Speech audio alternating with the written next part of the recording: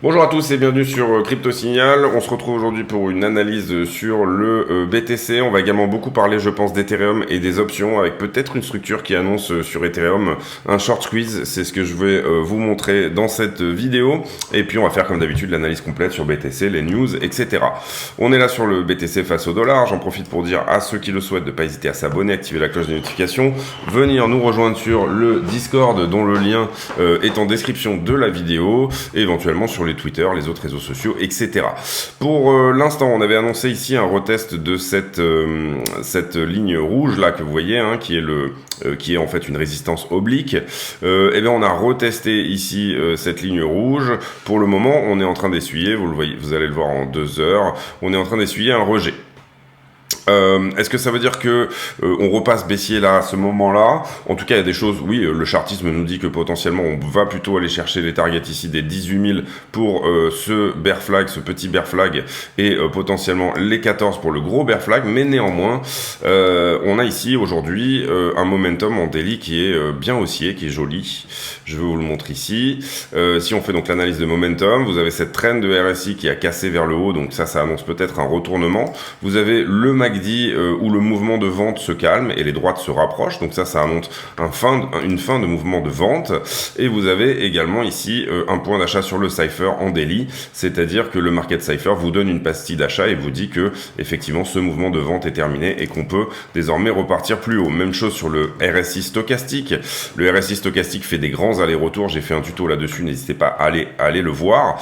Et des grands allers-retours tout simplement entre au-dessus des 80 et en dessous des 20, c'est un RSI qui réagit plus vite que le RSI normal grâce à un oscillateur, et ici on voit qu'on est en train de réintégrer la zone de neutralité, donc c'est relativement intéressant de ce côté-là. Par contre, si on met en avant plutôt le weekly, on est plutôt bearish en weekly, avec en fait du coup cette trend de RSI là qui nous marque des rejets constants, vous le voyez ici, avec un MACD qui était repassé ici, vous voyez que les droites se rapprochaient, mais désormais elles sont en train de s'écarter à nouveau, donc peut-être que ça c'est un signal encourageant, avec cette pastille de vente ici sur le Cypher qui annonçait un mouvement plus profond, et avec un stochastique qui, lui, pour le coup, marquait un refus de rentrer tout simplement au-dessus dans la zone de surachat et qui redescendait et était en train de redescendre à ce niveau-là. Donc en weekly, on a plutôt une structure de momentum qui nous dit que on est typiquement sur quelque chose de potentiellement baissier, et en daily, on a une structure qui nous dit plutôt qu'on est sur un mouvement qui semble aller à la hausse. Je vous invite à faire la même analyse sur le 12 heures, le 4 heures, le 6 heures, etc. Et bien évidemment à croiser au maximum les timeframes pour avoir une direction temporelle intéressante en fonction de vos horizons de trade. En tout cas, il faut comprendre là qu'il y a plus ou moins une divergence entre ce que nous dit le momentum en weekly et ce que nous dit le momentum en daily. Au niveau localisation, on est pile dans la zone de rechargement que j'avais pris ici. J'avais pris une zone large, donc de 0,5 à 0,618 de Fibonacci, tout simplement en prenant ce mouvement-là et en essayant de réfléchir à combien on avait retracé sur cette descente par rapport à cette montée, tout simplement. Et vous voyez ici qu'on est pile dans la zone de rechargement, donc la localisation est pas trop mal pour jouer un mouvement haussier dans sa globalité. Ensuite, on a pas mal de liquidités quand même. Excusez-moi, ça je l'avais expliqué sous les 19 000 $. C'est ce que j'avais montré quand j'avais montré la heatmap. Et on va même faire un run. Alors ici, je vous ai mis la heatmap sur 1 an. D'habitude, on regarde celle de 3 mois. Mais je trouve que c'est intéressant de regarder celle sur 1 an. Dorénavant sur BTC. On va avoir quelque chose d'un peu moins zoomé. Mais vous allez voir que c'est relativement intéressant à regarder également. Et donc du coup, ici sur la heatmap, on voit qu'on a de la grosse liquidité qui se trouve en dessous. Hein. Si jamais je vais voir sur Kingfisher, vous verrez exactement la même chose, c'est-à-dire globalement de la liquidité jusqu'au 17,2. Et par contre, on a un très fort niveau à liquider au-dessus des 25 dorénavant. Donc les shorts se réveillent et ça va me permettre de passer sur BTC sur le sentiment, on va dire. Les shorts se réveillent. On va aller sur le bon, ça va être mieux. Ah, ouais, je me suis fait Ah voilà, oui c'est celui-là. Et donc là du coup pareil, on va faire un run. Désolé, j'ai pas vraiment préparé la vidéo avant de la faire. Et donc du coup, ici les shorts se réveillent. Globalement, vous voyez qu'ici on a un delta depuis 5 jours qui est principalement en short. C'est pas énorme sur BTC, mais on va maintenant passer tout simplement à l'analyse sur Ether. Et vous allez voir que sur Ether, on est sur quelque chose de totalement différent. Enfin, de plus puissant on va dire. Sur Ether, ici si je prends la structure d'Ether, bon bah déjà graphiquement on voit que on doit passer cette ligne jaune pour marquer un signal de retournement. Là, la résistance oblique jaune, hein, c'est relativement simple, il n'y a pas besoin d'être Einstein pour voir ce genre de trendline à passer pour éventuellement marquer une structure qui aura tout simplement une pente différente, etc. et qui sera une structure de retournement. Nous, vous savez que sur Crypto Signal, on aime bien être early sur nos signaux. Et en l'occurrence, être early sur nos signaux, ça veut dire aussi alors le momentum, je vous le dis tout de suite, sur Ether en daily, c'est exactement le même que BTC, hein, et on a vraiment les mêmes choses à regarder, etc. Mais comment dire, sur Ether, on a une structure qui est complètement différente au niveau des dérivés notamment. Et donc là, ça va m'amener à faire du coup une analyse du dérivé, mais beaucoup plus longue. Et je vais vous la montrer même sur un autre graphique. C'est celui-ci. Globalement, on nous dit que les funny rates sur les perps, donc ce que nous on regarde, c'est-à-dire les marchés en levier, sont quasi au niveau de juin 2021. Qu'est-ce que ça veut dire? Ça veut dire que tout simplement, on est autant shorté sur Ethereum. En tout cas, ça pourrait durer longtemps. Hein. Vous comprenez que ici, le prix, là par exemple, on a ce magnifique double bottom ici sur le prix d'Ether, et ça pourrait durer assez longtemps avec du funding vraiment négatif, beaucoup de short au-dessus. Mais qu'est-ce que ça donne derrière? Tout simplement, comme tout le monde short et place ses liquidités en haut, ça donne un énorme short squeeze, exactement comme on avait eu ici. Ensuite, qu'est-ce qu'on a? On a trop de longueurs qui rentrent. Hein. En général, les longueurs, les leviers sont retardataires, c'est pour ça qu'ils sont régulièrement nettoyés. Et ici, on renettoie les leviers, donc vous voyez que le funding redescend dans le short, et puis on repart. Donc ça, c'est suffisamment intéressant à noter pour en parler, hein, je pense. On est très early là, hein, sur ce signal, mais effectivement, on a des niveaux de funding ces derniers jours, là, vous le voyez, tous ces derniers jours, qui sont descendus au même niveau que juin 2021, vous le voyez ici. Donc, intéressant, j'ai envie de dire. Donc on va ici re-rentrer, et en ce moment vous comprenez que moi je suis énormément Ethereum parce que c'est Ethereum qui drive le marché pour moi en raison de The Merge. Et pourquoi on pourrait identifier autant de shorts? Tout simplement, on pourrait se dire les gens ont mis fin puisque c'est dans 6 jours désormais, enfin la première phase est dans 6 jours et la deuxième est dans une quinzaine de jours, ont mis fin à ce merge trade pour finalement tabler sur un effondrement de TH après The Merge, c'est-à-dire tout simplement un sell de news. Donc suffisamment intéressant pour le noter, et notamment ici, voilà, à chaque fois qu'on regarde les liquidations, on voit que globalement, en open interest, on a beaucoup plus de gens qui sont liquidés, à la fois en long et en short, sur Ethereum que sur Bitcoin. Ici, vous voyez 253 millions de liquidés, on a plus de la moitié qui se trouve en funding sur Ethereum. Donc extrêmement intéressant. Et pourquoi je vous en parle? Tout simplement, vous le savez, moi j'aime bien être early sur mes signaux également, j'aime bien avoir une petite longueur d'avance sur le marché, et globalement là, donc on est sur le Kingfisher habituel, mais là pour le coup on est sur Ethereum. La question étant, est-ce qu'on a plus de liquidité au nord ou au sud? Et personnellement, pour moi, comment expliquer ça? On en a autant en fait, c'est-à-dire on pourrait bientôt être à ce qu'on appellerait ce tipping point, le point où ça bascule et où finalement le marché décide, de venir chercher toutes les liquidités qui sont en haut. On aurait trop de liquidités en bas pour faire ça, hein, il faut le comprendre. Donc soit le marché nous donne cette jambe baissière avant de repartir. Pour l'instant, ça ne semble pas être le cas, hein, donc c'est-à-dire la jambe baissière, ça serait tout simplement en renvoyer Ether à 1000 $, et puis ensuite l'envoyer à 3000, là on prendrait tout le monde et on aurait quelque chose de vraiment très sain. Soit ça part dans le scénario que nous on évoque sur la chaîne depuis assez longtemps, qui est de dire que éventuellement Ether pourrait taper les 2400 $ à minima, venir taper en premier et ensuite éventuellement faire un sell de news sur The Merge. C'est pas forcément ce qui va se passer. On pourrait même avoir après The Merge un Ether qui reste haussier si vraiment du coup cette idée de sell de news sur The Merge devient prépondérante. Vous comprendrez ici qu'on essaye de faire un petit peu l'inverse de ce que fait le marché, ou en tout cas de regarder ce qu'il fait dans sa majorité et d'essayer de faire l'inverse. C'est un petit peu l'idée. Donc voilà, ça c'est l'idée pour Ether. Vous voyez qu'on est peut-être à ce tipping point, comme je vous l'ai expliqué. Et potentiellement ici également sur Bitcoin, on est à peu près dans le même type de config, j'ai envie de dire, de tous les côtés. Maintenant, on va ici regarder les options, parce que c'est ça qui est vraiment intéressant également sur Ether. Donc on va aller aux options au 30 septembre. Là, on est sur Ethereum, et vous voyez qu'on a un max pain price qui se trouve à 1600, c'est-à-dire pile poil le niveau actuel. En revanche, on a un ratio put-call qui est extrêmement en faveur tout simplement des calls. Qu'est-ce que ça veut dire? Ça veut dire que on a beaucoup plus de gens qui ont joué des options avec un Ether à la hausse que de gens qui ont joué des options avec un Ether à la baisse. Donc ça irait plutôt dans le sens du merge trade, hein, tout simplement, c'est-à-dire que ça irait plutôt ici dans le sens de tout simplement, bon, un max pain price à 1600, vous voyez que c'est le prix actuel. Globalement, on reste à peu près à ce prix-là jusqu'au 30 septembre, histoire de faire souffrir tout le monde. On ne fait pas gagner ces calls qui tout simplement avaient mis en place ce merge trade. Ou alors, on peut aussi se dire que ce merge trade-là est un mouvement de hedge. C'est-à-dire que des gens ont ouvert un très gros short en pensant que The Merge allait être baissier, mais en parallèle, ils se sont hedgés avec la position inverse grâce à des options. C'est assez compliqué à comprendre, mais c'est-à-dire que vous ouvrez deux positions en même temps, et dans tous les cas, globalement, vous êtes gagnant. Ici, intéressant à voir aussi les options pour le 28 octobre. Et là, vous voyez que c'est la même chose. On est assez bullish. On a un max pain price également qui est autour des 1006. Et par contre, la structure est complètement différente. On a des très gros calls ici à 3000 et on a des très gros puts ici à 600. Donc, vous voyez que la structure, elle change un petit peu. Et ça, c'est ce que je voulais mettre en avant tout simplement dans cette vidéo.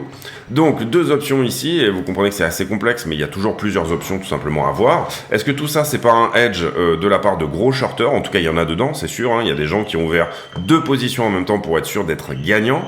Et à l'inverse, donc ce ratio très bull sur les options peut se lire de deux façons. Il peut se lire d'une façon en train de dire tout le monde joue un merge trade sur les options, voilà. Ou alors tout le monde a ouvert un short et en face a ouvert la position inverse sur les options de manière à pouvoir se hedger.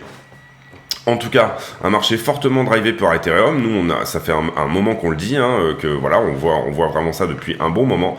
On va maintenant faire, alors je vais peut-être pas faire le sentiment aujourd'hui, enfin tout ce qui est. Je mettrai les lignes moi si vous voulez, et puis voilà, on essaiera de voir éventuellement. Donc là, vous voyez qu'on a pris pas mal de niveaux hein, vers le bas. Ensuite, il y a eu du short qui s'était ouvert dedans et on est revenu prendre des niveaux vers le haut ici pour tout ce qui concerne, et même chose sur Ether, c'est-à-dire que on a nettoyé ici tous ces niveaux-là et puis là on est en train d'éventuellement aller chercher des niveaux de shorters qui étaient rentrés dans ces eaux-là et c'est ce qu'on a fait ici sur ce mouvement-là, vous le voyez. Principalement, en tout cas, on peut voir ici une très forte augmentation de l'open interest sur Ether, c'est suffisamment intéressant pour le montrer. Ça se fait d'abord sur du short, ensuite du long, ensuite du short, ensuite du long, donc on mettra les niveaux ici pour mettre à niveau, mais sinon ça va faire une vidéo qui risque d'être un petit peu trop longue. Ensuite on est ici sur on fait les news en troisième, hein, c'est pas habituel mais voilà, la mort de Mikhail Gorbatchev, ici les stocks, donc les actions qui descendent pour le troisième jour d'affilée. Voilà, rien de bien intéressant sur le Wall Street Journal. Ici sur, même chose, j'ai déjà regardé sur, Coindesk.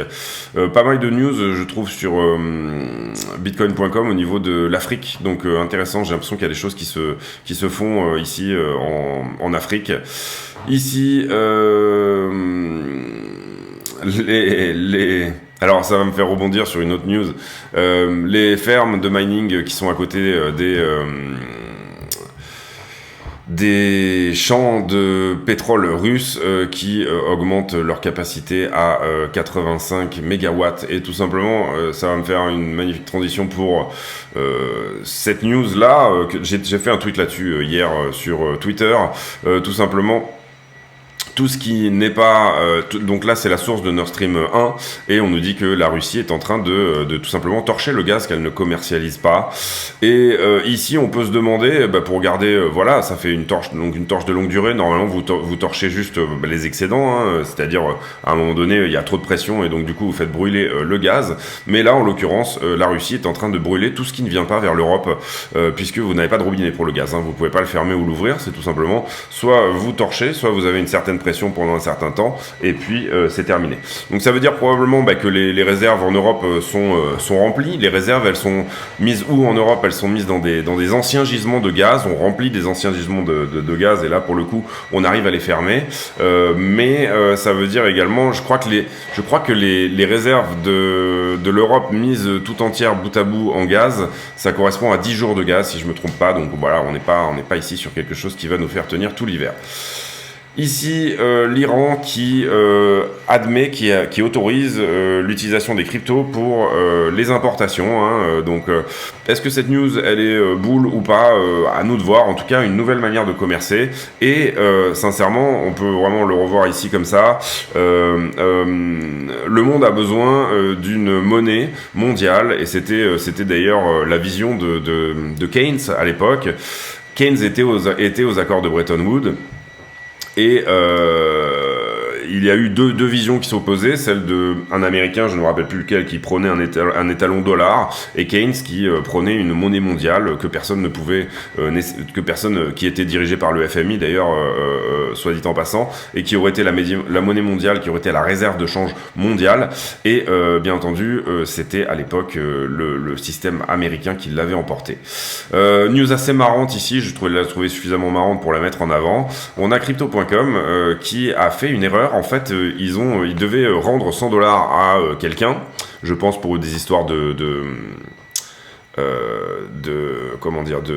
customer service, de service client, c'est-à-dire voilà, et donc ils devaient rentrer le chiffre tout simplement de combien ils allaient rendre à cette personne, donc un refund de 100 $, et en fait ils se sont trompés, ils ont rentré son numéro de téléphone à la place, et en l'occurrence ça fait que cette personne avait sûrement un numéro qui commençait par 10, elle a reçu 10 millions de $. Alors ce qui est un peu inquiétant, c'est qu'ils ont mis 7 mois à s'en rendre compte, Crypto.com, et du coup tout simplement cette femme s'est dit cet argent maintenant il est à moi. Elle s'est acheté une très belle maison, elle a fait des cadeaux à sa sœur, elle a donné 500 000 $ dans tous les sens, à toute la famille, etc. Et donc du coup, ça nous a mis, ça a mis un petit peu dans l'embarras, et Crypto.com désormais attaque cette dame au tribunal, tout simplement par rapport à cette histoire-là. Ça me semblait suffisamment marrant pour en parler, donc du coup je vous en parle. Sur MarketWatch, une récession prévue par un économiste. Bon, c'est pas la première fois. Voilà, ici, vous allez voir que, en fait, le marché est vraiment nerveux par rapport à tout simplement tout ce qui peut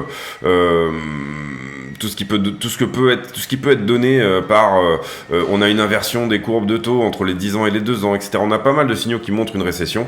Par contre, on a une demande qui est toujours aussi forte et un marché du travail qui est toujours extrêmement fort. Ça m'amène au calendrier économique dans lequel on aura des informations sur l'emploi à partir de demain et après-demain.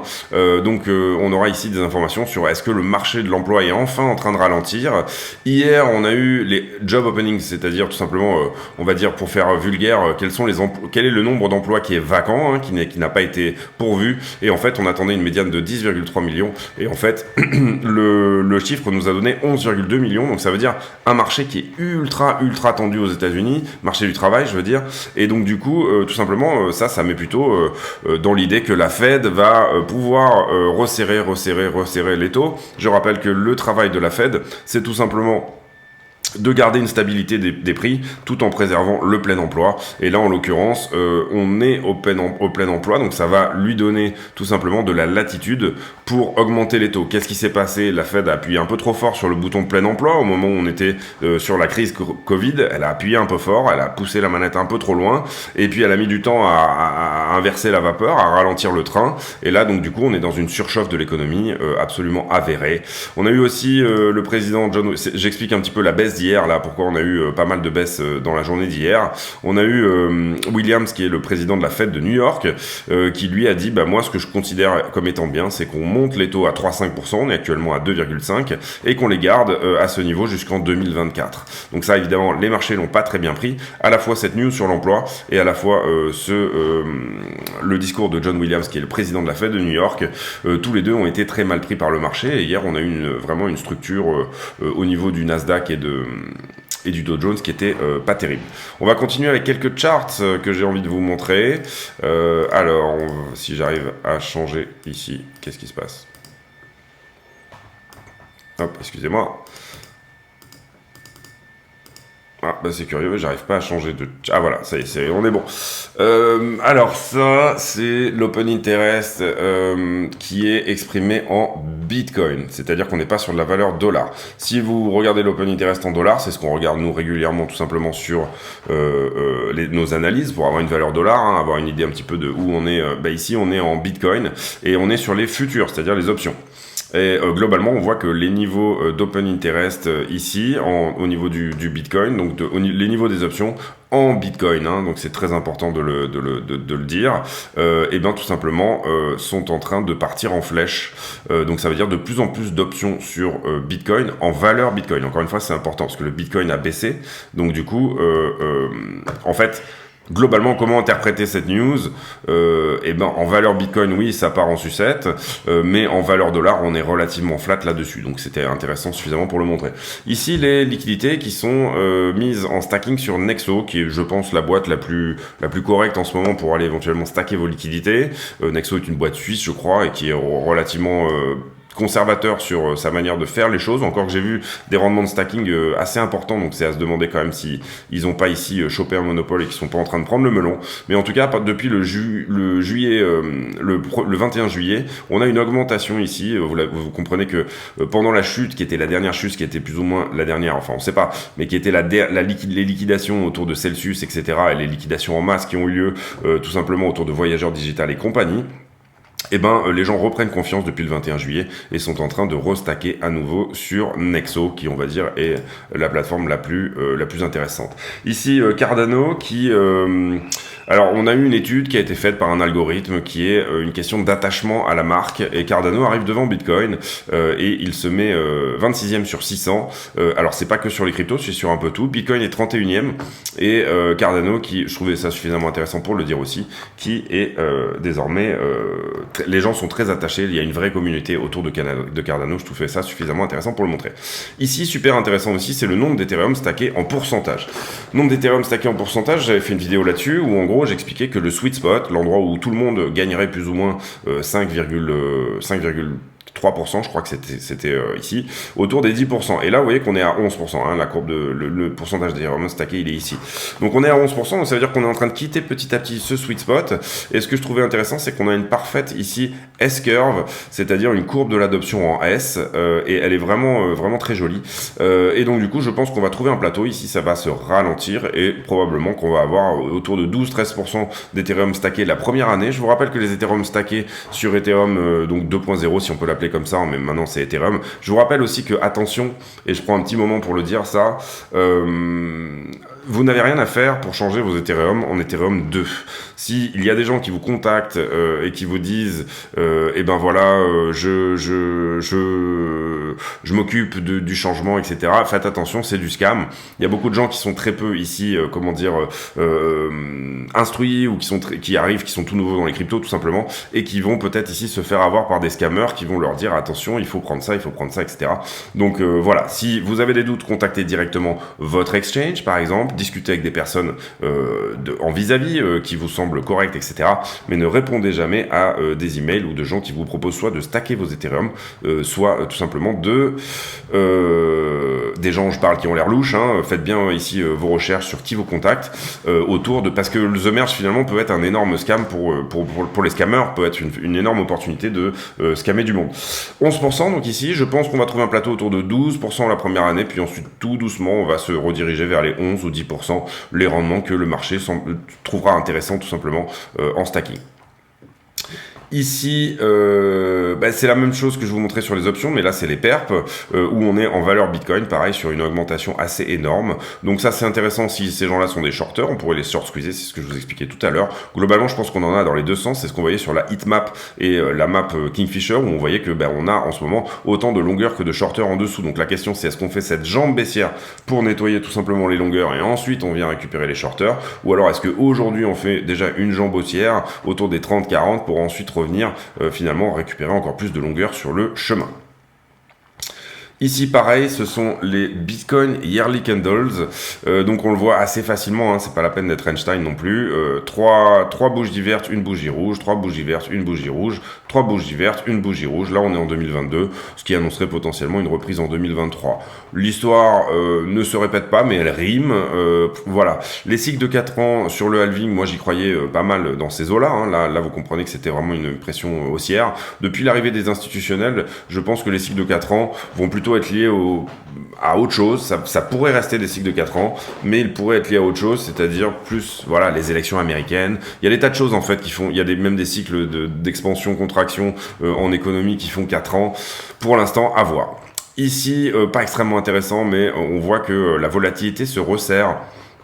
C'est-à-dire qu'on a eu tout simplement beaucoup... Ça, c'est la volatilité intraday, hein, tout simplement. Donc les upswings et en moyenne les downswings dans la journée. On voit effectivement que la volatilité se resserre un peu. J'ai pris cette charte sur Invest Answers. Pas mal de ces charts d'ailleurs que je vous montre aujourd'hui ont été pris sur Invest Answers. Très très bon channel que je vous conseille de suivre. Il est en anglais mais extrêmement intéressant.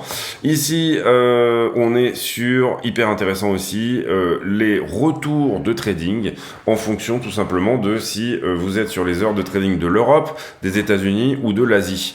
Et je trouve que c'est suffisamment intéressant pour en parler aussi. Tout simplement en Europe on est flat, on est à moins 1,36%. Donc ça c'est un year to date, c'est-à-dire que c'est tout simplement depuis le début de l'année janvier jusqu'à aujourd'hui.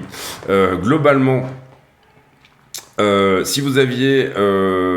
les heures US ont fait moins 24%, c'est-à-dire grosso modo exactement ce qu'a fait le Nasdaq. D'ailleurs, on peut vraiment quasiment retrouver la courbe du Nasdaq ici dans la courbe des year return, des cumulative return par trading sessions. Et ici, en Asie, vous auriez fait moins 41. Et vous voyez que la trend asiatique, elle est quasi parfaite. Elle est presque algorithmée. Donc pour moi, c'est pas vraiment les Asiatiques qui dumpent le marché, c'est plus que les market makers. Je trouve que en Asie, on est peut-être sur des sessions où c'est un peu plus facile d'être baissier. Et tout simplement, pour moi, très souvent, en fait, ça déclenche chez les market makers, ça déclenche vers 22h30. Je trouve qu'on a souvent, à la fin de la clôture des marchés US, de 22h30 à 6h du matin, des mouvements un peu plus amples que ce qu'on peut avoir dans la journée chez nous en Europe. Intéressant en tout cas, je trouve cette charte. Globalement, elle nous dit que si vous vous étiez réveillé à l'heure des marchés US, à la fermeture des marchés asiatiques, par exemple, pour acheter, vous auriez en général ici pris un petit peu d'argent. Et puis ça veut dire aussi concrètement que globalement, si vous aviez systématiquement depuis janvier shorté à l'ouverture de la session US plus la session asiatique, vous auriez pris quand même quelque chose comme, admettons, 60%. Bon, les sessions se chevauchent un tout petit peu, mais 60%. Et globalement, ça veut dire que votre portefeuille de trading serait en hausse il aurait été multiplié par 150%. Donc un fois 2,5 sur votre portefeuille de trading. Ici. Donc voilà, je pense que j'ai fait le tour. Pour moi, ce qu'il est intéressant de noter, c'est qu'on est vraiment à ce que j'appellerais le tipping point, le point où vraiment la pile poil, le marché peut partir très fort dans un sens ou très fort dans l'autre. Ça, c'est suffisamment intéressant pour en parler. En général, septembre est plutôt un mois baissier sur le marché des actions. Globalement, on suivra bien ici, bien entendu, le S&P et le Nasdaq. Concrètement, on voit que le S&P hier a fait vraiment une sale journée. On attendra bien ici, on regardera bien ce que va nous donner la session US aujourd'hui à 15h30. Sur le Nasdaq, même chose, hein, on est relativement baissier pour le moment. On a quand même à toucher des niveaux intéressants, je trouve, pour un rebond. C'est-à-dire à minima revenir encore une fois nous tester ici la zone. Alors vous comprenez que là si je vous montre les momentum etc c'est vraiment dégueulasse. Par contre si on identifie ici éventuellement une structure en 5 pour les héliotistes on pourrait se dire que ça c'est une 1, ça c'est une 2, ça c'est une 3 et là on serait sur des jolis niveaux pour faire une 4 et faire une 5 éventuelle qui pète ce niveau. Je vois pas la narration ici sur le marché pour nous donner ça mais peut-être plutôt alors j'ai pas les données mais est-ce qu'on est extrêmement shorté par exemple sur le Nasdaq ou le S&P, c'est quelque chose qu'on pourrait éventuellement regarder plus tard. Voilà, bah, on a fait le point, je pense. Je pense qu'on a fait le tour ici, ouais, sur à peu près tout ce que pouvait nous donner le prix. Pour moi, la journée, en tout cas le momentum est haussier, donc ça pourrait nous donner une journée un petit peu à contre-courant, un petit peu de ce mouvement-là. Ça serait plutôt une bonne chose. Et puis ensuite, on va voir ce qu'il en est par la suite. Le momentum peut tout à fait se retourner hein, ici. Vous voyez que j'avais identifié ce matin qu'en 4 heures, il était... en 4 heures, ça va encore. Même si on a quand même ici une inflexion du RSI et une petite div baissière, elle est toute petite, mais bon voilà. Et ici un ralentissement sur le MACD. Et ici, ouais, les courbes de RSI se rapprochent, mais c'est tout doux, hein. Vraiment, là on est plutôt à la remontée sur le 4 heures. Donc voilà, suivez bien un petit peu toutes ces choses-là, n'hésitez pas. Rejoignez-nous éventuellement sur donc, le Discord, dont le lien est en description de la vidéo, Twitter, tous les réseaux sociaux, etc. Et puis, on se retrouve demain pour un nouveau point météo sur le BTC. J'ai pour habitude de demander à mes abonnés un commentaire à la con, autour de choses qui sont pas du tout sur le BTC. La question du jour sera, est-ce que vous dormez à poil ou en pyjama ou en caleçon? Voilà, ça sera la question du jour. Voilà, vraiment rien à voir. Question complètement à la con, mais c'est ce qui fait l'intérêt de ce commentaire complètement stupide qu'on met en fin de vidéo pour montrer qu'on a terminé la vidéo jusqu'à la fin et ça me fait très plaisir. Et comme ça me permet aussi d'identifier, de remercier tout le monde. Je crois que depuis le début de la chaîne, j'ai répondu à absolument tous les commentaires qui ont été faits sur YouTube. Donc voilà, j'essaie de m'y efforcer. N'hésitez pas. Et voilà, je vous remercie. Je vous souhaite une très bonne soirée et on se retrouve demain pour un nouveau point météo sur le BTC. À très bientôt. Ciao.